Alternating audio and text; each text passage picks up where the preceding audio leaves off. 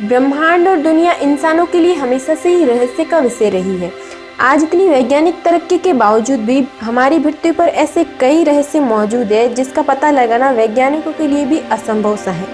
आम लोगों के मन में पृथ्वी को लेकर अनेकों सवाल आते होंगे कि पृथ्वी की उत्पत्ति कैसे हुई, यह दुनिया कैसे बनी, पृथ्वी का जन्म कैसे हुआ, पृथ्वी की संरचना कैसे हुई।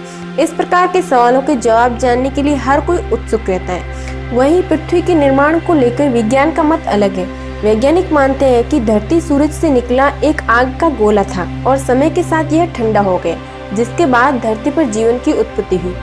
आज हम इस वीडियो में इस प्रकार की तमाम जिज्ञासाओं का समाधान करने का प्रयास करेंगे, तो इस वीडियो को अंत तक जरूर देखें। पृथ्वी की उत्पत्ति के बारे में वैज्ञानिक धारणा यह है कि तकरीबन 5 बिलियन ईयर्स पहले कई गैसों के एक साथ मिलने से भयंकर धमाका हुआ। इस कारण बहुत ही बड़ा एक आग का गोला बना, जिसे वर्तमान में हम सूर्य कहते हैं। धमाका इतना तेज था कि इसके आसपास चारों ओर धूल के कण फैल गए और गुरुत्वाकर्षण बल के कारण ये कण छोटे छोटे पत्थर के टुकड़ों के रूप में बदल गए। कई वर्षों के अंतराल के बाद यह कण आपस में जुड़ने लगे और एक समय बाद सौर मंडल की उत्पत्ति हुई। और इस प्रकार लाखों वर्षों के पश्चात गुरुत्वाकर्षण के कारण पत्थर और चट्टानें आपस में जुड़ने लगी।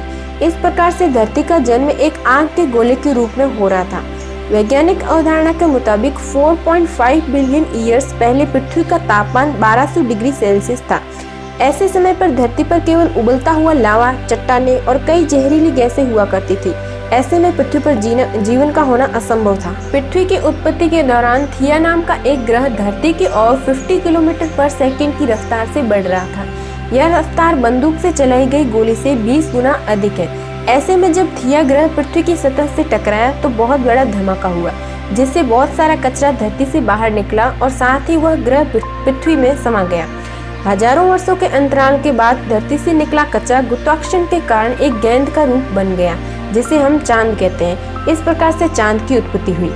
पृथ्वी की उत्पत्ति के बाद अंतरिक्ष में बची हुई बाकी चट्टानें पृथ्वी पर गिरने लगी। इस चट्टानों में अजीब प्रकार के क्रिस्टल थे, जिसे आज हम नमक के रूप में प्रयोग करते हैं। आपको ये जानकर हैरानी होगी कि यह समुद्र का पानी इन्हीं चट्टानों के अंदर मौजूद नमक से निकलता है। वैज्ञानिकों के अनुसार चट्टानें धरती पर करीब 20 मिलियन वर्षों तक धरती पर गिरती रही, जिस कारण समुद्र के रूप में धरती पर काफी पानी इकट्ठा हो गया। लगातार इतने पानी के इकट्ठा होने से पृथ्वी की सतह ठंडी होने लगी और चट्टानें अधिक सख्त।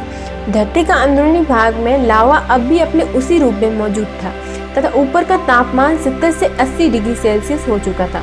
वर्तमान में धरती पर मौजूद पानी लाखों वर्ष पहले का है।